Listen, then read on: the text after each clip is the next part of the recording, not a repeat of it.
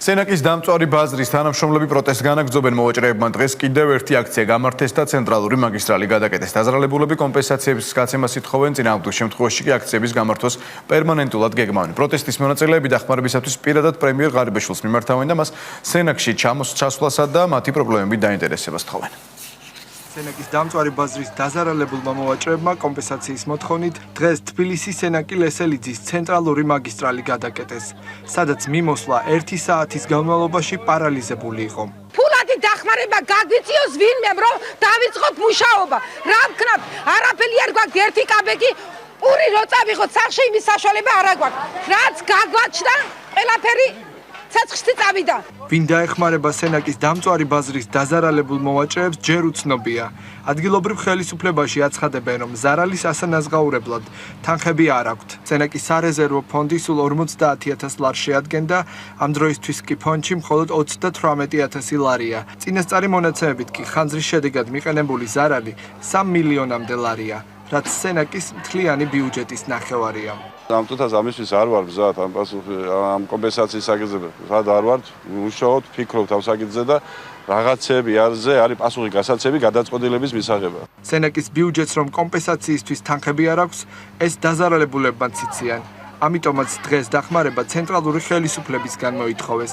მოვაჭრეები პრემიერ ღარიბაშვილს სენაკში ჩამოსვლას და მათი პრობლემებით დაინტერესებას თხოვენ. წინააღმდეგ შემთხვევაში კი აქციების გამართვას თბილისში სახელმწიფო კანცელარიასთან გეგმავენ. ადგილობრივ ბიუჯეტში ფული არ არის და ამიტომ ვთხოვთ ზემდგომ ხალხს ღარიბაშვილს რომ რაღაცით ცოტა მაინც დაგვეხმარონ რომ სესხის ფულები გადავიხადოთ. ბანკის ვალი 20,000 დოლარი. გამაშდა საქონელი 150,000-ის, მანეთი არ მაქვს დარჩენილი. ჩავალთ თბილისში, ჩავაკითხავთ პრემიერ-მინისტრს, ჩამოვიდეს, იკადროს, ჩამოსვლა, ხალხი ნახოს, რა დღეშია, რა უნდა ვქნა ჩვენ მითხარით. ჩვენ რა უყოთ ჩვენ შვილებს, რა რითი, პრემიები რო ჩაიდონ, სახელმწიფომ პრემია რო ჩაიდოს იმით, ჩვენ ამას არ დავთმობთ ესე. ადგილობრივ ხელისუფლებაში აცხადებენ, რომ პრობლემის შესახებ ცენტრალურ მთავრობას შეატყობინეს. თუმცა კომპენსაციებზე ყოველგვარი საუბარი გამოძიების დასრულებამდე შეუძლებელია. ხანძრის ღამეს კი სამეგრელო ზემოსვანეთის გუბერნატორი დაზარალებულებს დაპირდა, რომ სახელმწიფოს მხრიდან დახმარება მოხდებოდა.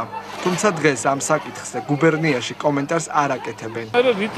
შევძლებთ დავეხმარებით ამ ადამიანებს. კომპენსაციაზე ვერა, მაგრამ დაზარალებულებისთვის ბანკებთან სესხების გადავადების შუამდგომლობაზე დაბეჭდებით საუბრობს სენაკის გამგებელი. ადგილობრივმა ხელისუფლებამ დღეს ბაზრის გაწმენდა ჯართან ერთად დაიწყო და ირწმუნება, რომ სავაჭრო ობიექტი მალე მოწესრიგდება. სენაკის ბაზარი 25 აგვისტოს 21 საათისთვის დაიწყო. მოვაჭრეები და ბაზრის მფლობელი აცხადებენ, რომ ცეცხლი სავაჭრო ობიექტს განგებ წაუკიდეს. ხანძრის შედეგად 250-მდე მოვაჭრე დაზარალდა.